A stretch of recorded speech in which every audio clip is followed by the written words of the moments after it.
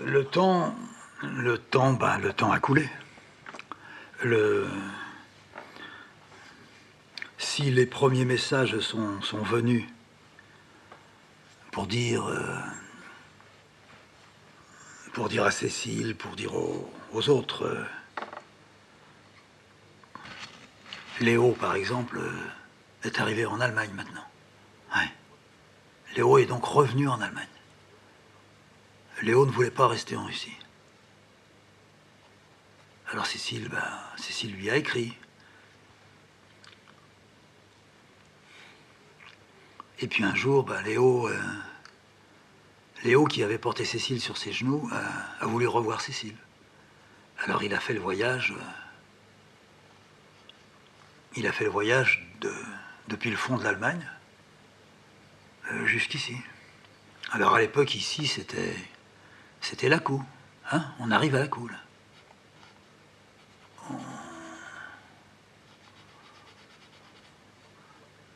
La première fois même, quand il est venu, c'était Corcelles. C'est-à-dire que je venais de tomber malade. Cécile était mieux. Elle était passée par le SANAP, puis elle s'était un peu rétablie. Et puis moi, moi j'étais tombé. Alors il avait été décidé que Léo viendrait, irait en train jusqu'à la gare de Tenay. Depuis Tenay, il prendra un autocar, et puis arrivé à Hauteville, la ville des sanatoriums. Alors là, un taxi l'attendrait. Et puis le taxi le conduirait à Corcelles. Alors ça lui faisait un voyage. Il venait de bien après Munich. Hein. Alors le jour arrive. Et Léo arrive. On est dans la petite baraque, c'était en dessous de Pisselou. On retrouve Pisselou. Mais c'était l'hiver. Il faisait pas chaud. Il y avait un peu de neige. En fait, il faisait pas chaud et c'est pour ça qu'il n'y avait pas beaucoup de neige. Et puis, à travers les branches, dans le petit chemin, la maison était loin du village. C'était très isolé. Il fallait monter déjà le chemin dans la montagne. Mais le type, il a trouvé. Et puis, il s'arrête pas loin de la maison. Et puis, il y a un homme qui descend. Grand, presque grand comme moi. Gros. Un petit chapeau et une plume verte. Une tête de cheveux, vue de loin. Un nez court, légèrement retroussé. Un peu gros. Un beau par-dessus. Manteau, chaussures qui doivent craquer dans la neige. Petite valise, d'un côté. Et par l'autre main, un tout petit pot, un petit pot de fleurs. On voit que c'est un pot de fleurs parce que il n'y a que les pots de fleurs pour qu'on mette un papier comme ça autour. Il arrive à la porte, on ouvre la porte. Bien sûr que Cécile et Léo, bien sûr. Léo la regarde, Léo la touche. Léo la serre contre lui. Cécile pleure. Ah, c'était bien nécessaire, hein. Léo pleure. Ah ouais. Moi, je pleure aussi. Il se retourne vers moi, puis il dit « Freddy !» Ah ouais, Freddy. Ah. À ce moment-là, il se redresse, il regarde la pièce dans laquelle il est. Il pose sa valise sur la table. Le petit pot de fleurs sur la table. Il dit à Cécile « Furtout !» Cécile est émue partout. Pot de fleurs, les dents en or qu'il a, il a des dents en or. Le petit chapeau, la plume, l'odeur, il a du parfum. On découvre très vite que Léo dit « Noja, gut, Noja. » Apparemment, il ne sait pas beaucoup parler plus que ça. Il va dans la pièce d'à côté. So, prima, Noja, gut. Cécile. Et Cécile, tout de suite, une petite Allemande, une petite juive allemande. Ja, je ne connaissais pas cette voix chez Cécile. Non pas il y a, mais il y a toute la neige qui passe dedans. Elle se met devant lui. Ah, Cécile. Mein Kind. Ah, mon enfant. Ouais. Il la serre encore une fois. Sehr schön hier. Oui, c'est bien ici. Cécile lui explique. C'est un peu rudimentaire. Il n'y a pas de meubles. Il y a le lit, il y a 3-4 chaises, il y a une table, mais c'est parce que Fred a été malade. On n'avait pas prévu ça. On était en vacances et puis c'est arrivé. Ah, so. Ya. Et il demande à Cécile, et au-dessus, il y a un plafond, alors il y a peut-être une autre pièce. Oui, c'est notre chambre. Elle explique à Léo, toi tu dormiras ici, en bas, près de la cuisine. Nous on dort au-dessus. Et Léo, il cherche comme ça, à droite, à gauche. Et puis, moi je suis le premier à comprendre. Il cherche quelque chose. Et je dis à Cécile, Léo, il a envie de pisser. Alors Cécile, elle croit que c'est vrai. Et c'est sûr que c'est vrai. Et elle dit à Léo, toilette. Et elle indique où sont les toilettes, à 30 mètres de la maison, à moins 10, dans 30 centimètres de neige. Apparemment, ça le gêne pas, mais il n'a pas envie de se geler. Mais elle lui fait signe qu'avec la main, on peut faire partout. Alors on va découvrir, pendant le peu d'heures que Léo est là, qu'il a pissé pas très loin de la porte d'entrée. On verra des jolies petites fleurs jaunes par terre. Il pisse beaucoup, Léo. Après, Cécile fait du thé. Après, Léo boit du thé. On découvre les chevalières que Léo porte. Les doigts très soignés de Léo. La façon dont Léo prend le verre à thé. Le petit bruit qu'il fait en avalant parce que c'est très chaud. Le cigare qu'il va prendre après. Qu'il va couper avec un petit outil. Il va brûler un peu le cigare avec une allumette. Ensuite, il le mettra dans sa bouche, il aspirera, il fermera les yeux et... Pouf. Apparemment, c'est ça le bonheur. Il rouvre les yeux, il a les yeux brillants, pleins de larmes. C'est ça aussi le bonheur, oui. Cécile aussi a les yeux qui brillent. Moi, je m'active autour du poêle, je mets du bois, je fais le tirage. Je veux que Léo et Cécile aient chaud. Il faut que ça monte jusqu'au premier, cette chaleur. Il faut que dans son lit, ce soir, Léo n'ait pas froid. Cécile peut compter sur moi. Je sais faire un grand feu. Ils parlent tous les deux. De temps en temps, Cécile se tourne vers moi et elle me dit « Je te traduirai, mais demain, je me rappellerai de tout. Je ne peux pas traduire à chaque fois. » Mais non, bien sûr. Alors, ici et là, je pêche des mots. Léo s'installe, bien, le coude sur la table, légèrement alangui. Il a défait un peu sa cravate, ouvert le col, délacé ses chaussures. Souvent, il dit à Cécile, so, Noya. Au point que je demande à Cécile, tu crois qu'il te comprend? Parfaitement, elle me dit. Ah bon. Lui répond très peu. Il ponctue, par un hochement de tête, par une cendre de cigare qu'il s'évertue à ne pas faire tomber, par les doigts toujours ouverts, par le verre qu'il regarde qui est vide maintenant. Cécile lui dit « Nor ente? Nein, danke. » Il ne veut pas. Il ne veut pas encore un thé, mais il regarde le thé. Le thé en transparence. La nuit va bientôt tomber. À 4 heures de l'après-midi, dans les montagnes en plein hiver, la nuit est là. Je me lève, je me rapproche. On avait 2 fenêtres dans la cuisine. J'ouvre la fenêtre, je tire les volets. Ah, nein! Léo a dit non. Léo veut voir le jour tomber. D'accord. Le jour tombe. Léo fait signe qu'il ne faut pas fermer la fenêtre. Il se met au bord de la fenêtre à l'intérieur. Et il regarde. Et il dit à Cécile, il n'y a personne ici. Cécile dit, non, personne.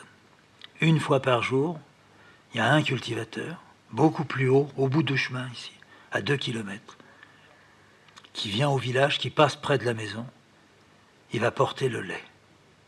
Et le lait en bas, avec tout l'autre lait de tous les autres paysans, sert à faire le fromage. Mais quand il y a trop de neige, il garde le lait là-haut, il fait son fromage lui-même. Alors vous pouvez rester des jours sans voir personne. Sans voir personne. So, Noya. Il est toujours Noya.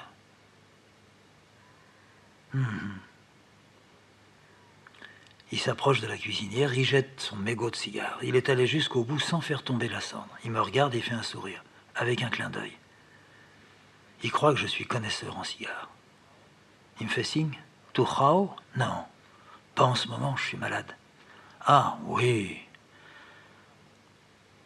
Il demande à Cécile. Il est très malade? Cécile dit. Non. Moi, je l'ai été plus que lui. Mais maintenant, moi, je suis mieux, c'est lui qui a pris. Et Léo, il dit. Moi aussi, j'ai été malade. Là, puis il montre le haut des poumons. Ja. Cécile sait. Ich weiß. Cécile dit. Mama. Elle parle de ma mère. Maman. Je suis étonné. Devant l'oncle, son oncle, elle parle de sa mère. Léo bouge de la tête. Ja. Den Mutter auch. Ta mère aussi a été malade. Il pâleur. Il essuie une larme. Il se met à sourire tout de suite après. Dans son sourire, la seule chose qui me gêne, ce sont ses dents en or. C'est vraisemblablement la première des choses qu'il a en retrouvant la liberté. C'est ce qu'il a fait construire en lui. Il explique à Cécile. Il dit à Cécile, tu le dis à Freddy. Alors Cécile me traduit. Cécile me dit, je traduis, bref, je te ferai un compte-rendu beaucoup plus précis plus tard. Il me dit, et elle me dit. Il me dit, il était embarqué là-bas. Il a travaillé dur. 4 ans. Il mangeait pas. Il a eu la dysenterie. Autour de lui, il mourait. Il y a une grande maladie contagieuse. Ça a été la fin de tout le camp. Mais lui, non. Quelques-uns, non. Et puis est arrivée la défaite des Allemands. Tous les hommes avaient été mobilisés. Le camp a été ouvert. Il a réussi à s'échapper. Et il a marché. Il a marché depuis là-bas. À Alma Alta. Ça va faire 3000 kilomètres. Il prenait un peu un train. La voie avait été bombardée. Il prenait un peu un cheval, dans une charrette avec un paysan. Il dit qu'il n'a pas mangé pendant des semaines. Il tirait seulement quelques herbes par-ci par-là. Il y a des endroits où il n'y a plus rien qui pousse sur la terre par là. C'est un désert. Il a mangé, il dit qu'il a mangé une semelle de chaussures. Il ne l'a pas avalé, il l'a mastiqué. Il dit que ça avait du jus, que c'est le jus qui l'a fait tenir. Il est passé par la Pologne, le sud de la Pologne. C'est comme ça qu'il est rentré en Allemagne. Maintenant, il voudrait redevenir allemand. Il dit tout est fini. Il faut recommencer. Je suis encore jeune, dit-il. Je pourrais encore me marier. Il explique à Cécile qu'il connaît plusieurs femmes. Il ne sait pas laquelle choisir. Tout à coup, il se lève. Il tape dans ses mains. Cécile sourit. Elle n'a pas besoin de me traduire, d'ailleurs ça ne se traduit pas. Il met une main derrière sa nuque et il bouge un peu le buste. Il fait un pas ou deux avec les jambes. Il fait le clown pour nous. Il montre qu'il pourrait danser. Danser une danse russe. Tcha-chi, tcha-chi. Il ne se met pas carrément les jambes pliées à ras du sol, mais pas loin. On le voit, on le retrouve. Il y a tout en lui. Le russe, le juif, l'allemand. C'est un vrai homme. C'est un homme tendre. C'est un homme qui ne pouvait que manger des semelles de godasse. Il ne pouvait pas tuer quelqu'un. On passe à table. La soupe, pour lui, elle est merveilleuse. Cécile avait prévu un peu de crème dedans. Il secoue la tête. Il fait une grimace amoureuse. Avec ses doigts relevés, comme s'il était le plus grand bourgeois des bourgeois. Il prend une petite miette de pain, il la met avec de la crème dessus, et il goûte, et il explique à Cécile. C'est comme à la maison. Cécile, je l'ai entendu dire depuis qu'on est ensemble, ça me rappelle la maison. Tous les deux sont dans la maison. La neige, le froid, le feu qui ronfle, le pain, la crème, la soupe. Cécile avait acheté du saucisson. Elle sait que les Allemands, juifs ou pas, aiment le saucisson. Ils aiment le cochon, quand ils sont pas religieux. Elle met le saucisson sur la table. Oh, mein Gott! Pour lui, c'est la merveille. Il va coucher tranche sur son pain. Il va retirer la peau avec délicatesse. Il va devenir rouge. Il ne boit pas de vin. Il boit du Porto. Il mélange une boisson sucrée avec une nourriture salée. Je dis à Cécile, c'est ça en Allemagne? Elle me dit, non, c'est ça en Russie. Ah bon. La fin du repas est arrivée. Je débarrasse la table. Il se penche, il prend sa valise. La table est libre. Il ouvre la valise sur la table. Il y a des affaires dedans. Sans doute ses affaires à lui pour le voyage. Il me regarde et il dit, Freddy. Et il me fait signe, avec le doigt, de là à là. Je comprends rien.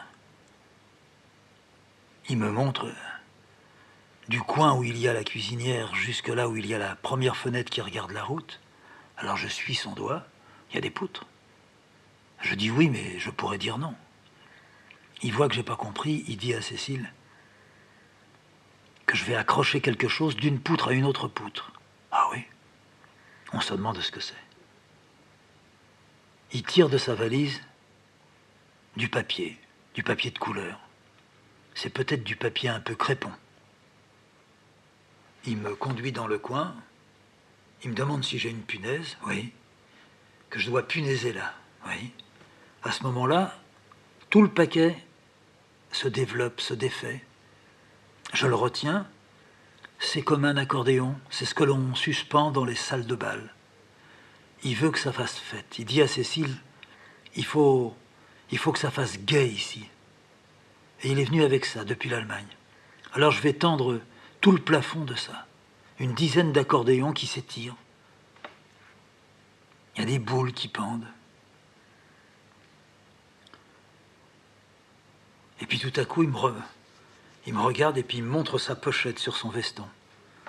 Ah, je suis devenu comme lui, je fais « No, ja, gut, gut ». Il me regarde bien, il me fait un clin d'œil. Il sort sa pochette d'un coup. « Ah, ja, que je fais moi ». Et lui, il me fait un clin d'œil. Il regarde ce que fait Cécile. Cécile, elle est en train de reprendre sa vaisselle, de ranger la vaisselle. Il tire sur la pochette à deux endroits précis qu'il connaît. C'est un slip de femme. Je dis à Cécile, ne regarde pas ce qu'il vient de faire, c'est trop con. Il remet une autre pochette. Il me fait encore un clin d'œil. Il la sort de sa petite poche. Il tire à deux endroits précis. C'est un soutien-gorge de femme. Cécile me dit, ce sont des attrapes. Ça se faisait beaucoup en Allemagne. Il va y en avoir comme ça une flopée qui vont rejoindre sa valise. Il n'est pas sûr de m'avoir fait à la fois rire et plaisir, mais ça ne me gêne pas. Mais il n'est pas sûr de son coup. Il regarde sa montre. Il a naturellement une montre qui ressemble à un réveil, très grosse, avec des tas de trotteuses. Je m'approche, je regarde. Quand il appuie sur un bouton, ça sonne. Sur une autre, il y a une petite lumière. Ça lui sert strictement à rien. Il met son doigt sur la tempe. Ça veut dire je suis foufou. On va aller schlaffer. Ja. Il va faire pipi. Je pisse à côté de lui. Il fait froid. On revient, on se réchauffe. Cécile a préparé une tisane. Gut. Avec une cuillère de miel. Oh, sehr gut. Il boit. Toujours ses petits doigts en l'air. Il demande si la nuit on va passer dans sa chambre. On fait signe, non. On lui met sa petite lampe à la tête du lit. Il met son manteau sur le lit, il a peur d'avoir froid. Il commence à se déshabiller quand on le quitte. On est juste au-dessus de lui. Notre chambre est au-dessus de la chambre que Léo va avoir cette nuit. Il y avait une trappe pour repasser de chez lui à chez nous. Je pousse la trappe, et puis après, je la relève. Je dis à Cécile, c'est quand même mieux, s'il a besoin de quelque chose, que je puisse descendre, ou toi que tu descendes. On la laisse ouverte. Il se rend compte de rien. Il ne peut pas voir que la trappe est ouverte. C'est une échelle de meunier qui y mène. J'entends Léo qui tourne dans le lit. C'est un vieux sommier de paysan. Et je l'entends pousser des soupirs. Ah, ah, ah, ah, ah, ah, ah, ah. On est serré dans notre lit. Il t'en a raconté beaucoup. Oh, il m'a tout raconté. Il m'a dit comment ça s'était passé là-haut quand ils ont été arrêtés. Il a su comment ça s'est passé. Lui, il n'a pas été arrêté par les nazis. Lui, il a été embarqué par les Russes. Mais il a su ce qui s'est passé à Kibarty. Tous, ils ont été tués. Il connaît tout, il sait tout. Ouais. Il est certainement très, très fragile, tu sais. Ouais. Il semble qu'il veut faire de l'humour, mais il sait faire de l'humour. Il avait la réputation d'être quelqu'un de très amusant. Mais là, je crois qu'il n'est plus amusant. Il n'est amusant qu'envers lui. Il veut se faire croire qu'il se fait sourire. Et puis vous avez parlé de qui? Ces fameuses femmes. Les femmes qu'il connaît, il n'arrive pas à se décider. Est-ce qu'il se marie avec une juive ou est-ce qu'il se marie avec une qui n'est pas juive? Et laquelle il préfère? J'ai compris qu'il préférerait l'allemande, mais d'un autre côté, il préférerait que ce soit une juive. Alors il va se décider comment? Voilà, il veut qu'on en parle demain. Qui? Nous? Oui. Il a dit, on en parlera avec Freddy. Je lui dis, mais qu'est-ce que tu veux qu'on lui dise? Il va nous dire comment elle est. C'est une Allemande. Mais il a peur que quoi? Je sais pas. Mais si elle est gentille avec lui, s'il l'aime et s'ils s'entendent, ils sont pas très jeunes maintenant. Non, mais il a peur que toute la famille qui reste, qui est, ma tante, mon père, il s'en fout. Son autre frère qui est en Amérique. Il y a aussi une sœur, la sœur de ma mère, qui est en Amérique. Ruth, oui. Il a peur que tout ça se retourne contre lui. Que tout ce qui reste comme famille, c'est pas beaucoup, mais disent, mais tu devrais avoir honte de te marier avec une Allemande. Et il m'a dit, oui, mais moi j'ai été déporté par les Russes. Eux, ils n'ont pas été déportés.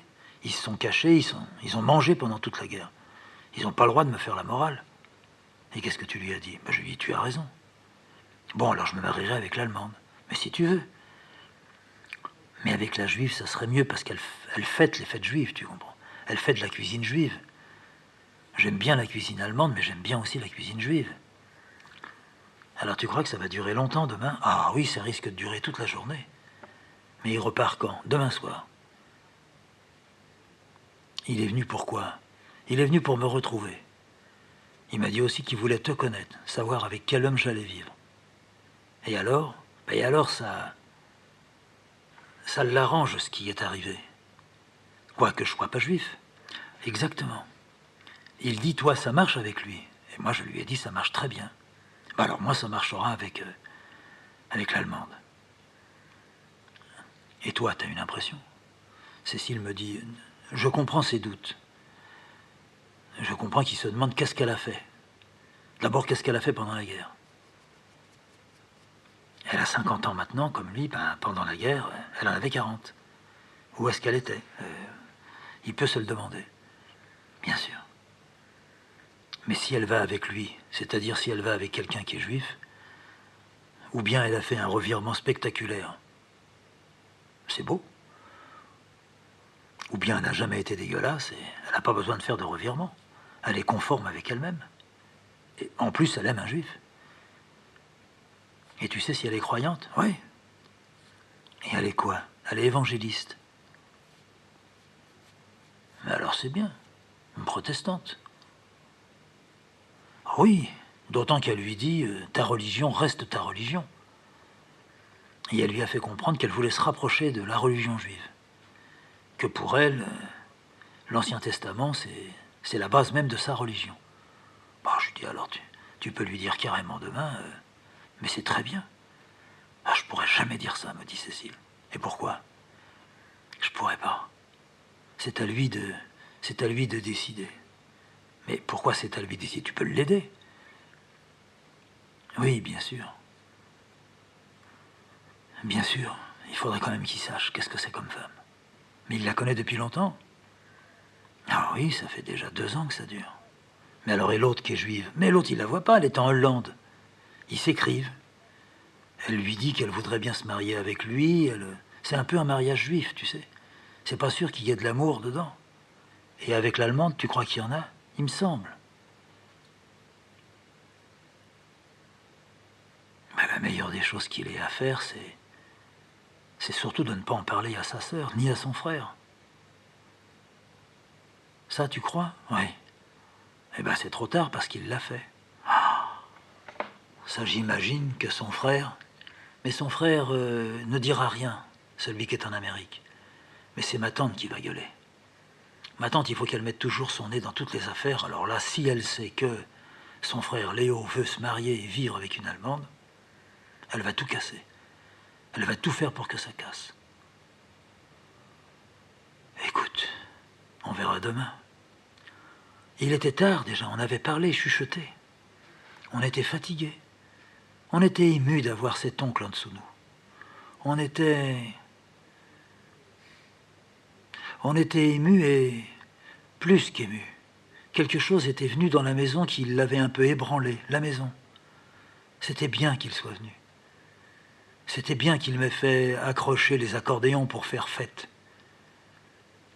Puis, on était peut-être en train de, petit à petit, se diriger dans le sommeil, et on a entendu Léo, tout doucement pour commencer, un peu comme un chien qui rêve. Mais petit à petit, ce qui était chien est devenu homme. Et ce qui était homme, c'était du rêve, de larmes. Léo pleurait dans le lit. On ne pouvait pas descendre. On ne pouvait pas venir vers lui puis le secouer tout doucement. Léo, Léo. Puis qu'il sorte de son rêve et puis qu'il se rendorme. On allait respecter ça. Toute la nuit, Léo a pleuré. Toute la nuit, Léo a fait un rêve de pleurs, de larmes, peut-être de nostalgie. On avait décidé de ne surtout pas demander à Léo. Tu as bien dormi, ça oui. Mais tu fais des rêves, t'as rêvé. La fin de la nuit est arrivée. C'est à la fin de la nuit que Léo s'est calmé. C'est là que nous, il a fallu qu'on se lève. On s'est levé sur la pointe des pieds, on a frôlé le lit de Léo. On avait notre petite bougie. On a vu Léo sur le dos, comme un gros Allemand, poussant l'air avec sa bouche.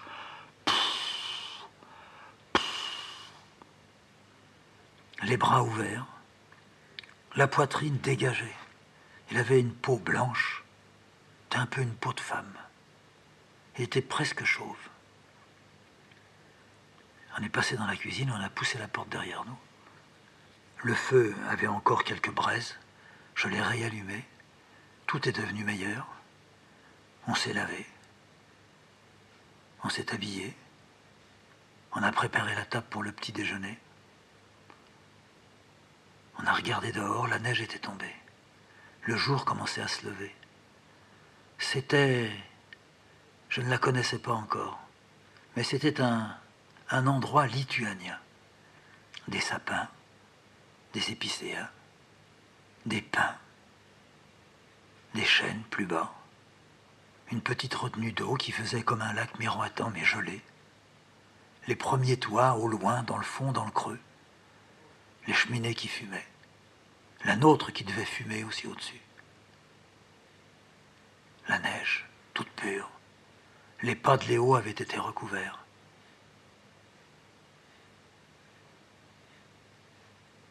La porte de la chambre s'est ouverte. Léo s'est approché. Il était en pyjama, mais il avait enfilé sa robe de chambre. Il était majestueux. Un ventre qui semblait encore plus gros. Un cordon de robe de chambre avec 2 pompons au bout qui pendaient. Il tenait sa main gauche en avant, comme s'il voulait nous montrer sa chevalière et qu'on baise la chevalière. Je lui ai pris la main puis je l'ai tapoté. « Avez-vous bien dormi ?» Il a fait signe, oui. J'ai montré la table. On pouvait prendre déjà un peu du thé. Tout à l'heure, on ferait une collation. Oui. Il a regardé au plafond. Ah! Je n'avais pas décroché les accordéons. Ça fait fête, ça fait joie, il a dit. Oui.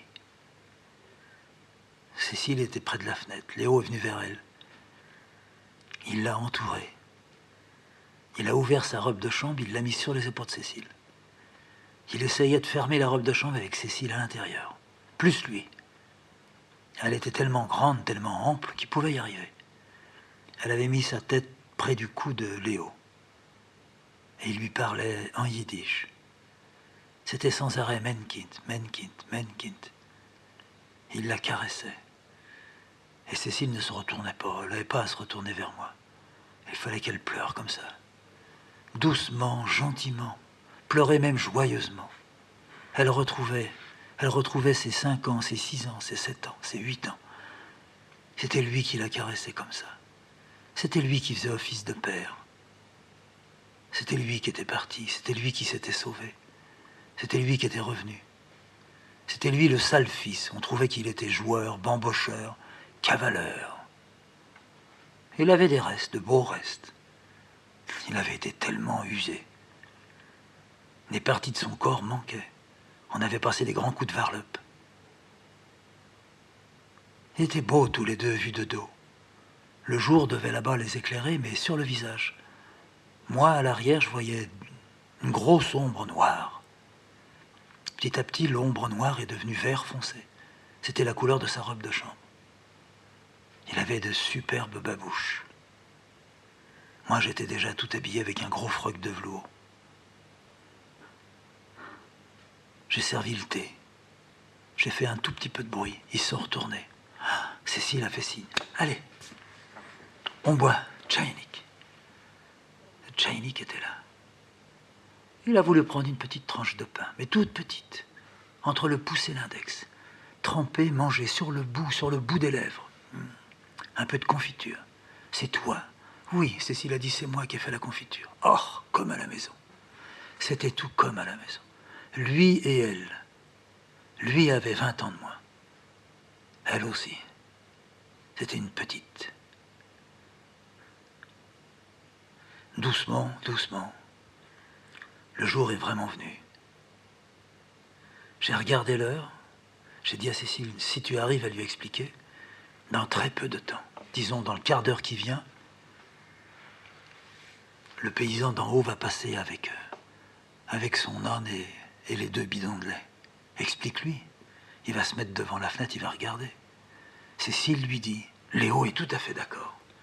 Il tire une chaise, il se met près de la fenêtre. Il fume son premier demi-cigare. Il l'a coupé en 2. Et il attend. Et nous, on s'affaire. On prépare le repas du midi. Et tout à coup, Léo, il dit, Cécile, Cécile, comme, Schnell. Et il montre, et il dit, c'est lui, oui. Et on voit de dos l'homme. Une grande veste. Un capuchon rabattu sur le nez. L'âne. Les 2 bidons de lait qui sursautent. L'homme qui tient la bride de l'âne et qui le tire derrière lui. Et Léo qui explose en sanglots. Il n'avait jamais vu un âne comme ça dans la neige. C'était pas ça chez nous. Et il dit à Cécile, c'est Zer, schön. Il a peut-être jamais rien vu de plus beau, dit-il. Et puis l'homme disparaît. Mais il fait signe à Cécile, mais elle arrive à remonter. Oui. Alors Léo attend qu'il remonte. Léo est redevenu un enfant. Et l'homme va revenir. Il rappellera Cécile. Cécile, comme, Schnell. Dépêche-toi. Et Cécile se met près de Léo. Et on voit l'homme qui passe. Ils sont blancs. L'homme, l'âne, les bidons vides. Une sorte d'apparition, de fantôme d'homme dans la neige. Léo pleure. Léo a pleuré hier, Léo a pleuré cette nuit, Léo va pleurer toute la journée. Il pleure et il sourit. Il pleure et il embrasse Cécile. Il pleure et il pleure.